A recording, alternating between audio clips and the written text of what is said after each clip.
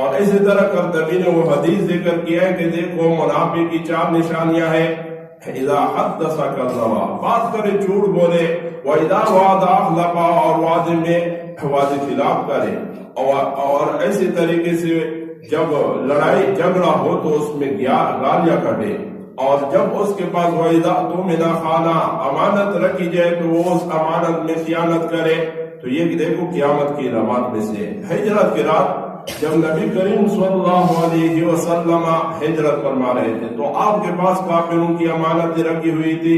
آپ نے حضرت علی کو روکا اور ان کو حکم دیا کہ یہ امانتیں اپنے اہلوں تک، اپنے مالوں کو ان تک پہنچاؤ، پھر اس کے بعد آنا ہے.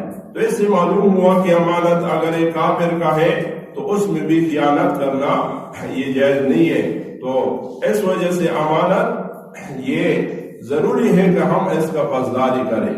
اور آیات کریمہ میں جو حکم ہے ان اللہ یأمرکم ان تؤدوا الامانات، اور اس میں علماء کرام نے لکھا ہے کہ وہ چیزیں یعنی شامل ہیں جو اللہ نے انسانوں کے اوپر فرض اور واجب کی ہے، جیسے کہ حقوق اللہ اور حقوق العباد، یہ تمام کی تمام چیزیں اس میں شامل ہیں. چونکہ آیات کریمہ جامع اور مانع آیات ہے.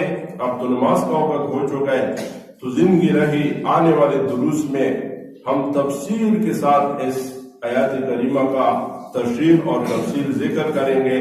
اللہ رب العالمین مجھے اور اب تمام بھائیوں کو علم اور عمل کی توفیق عطا فرمائے. وآخر دعوانا الحمدللہ رب العالمین.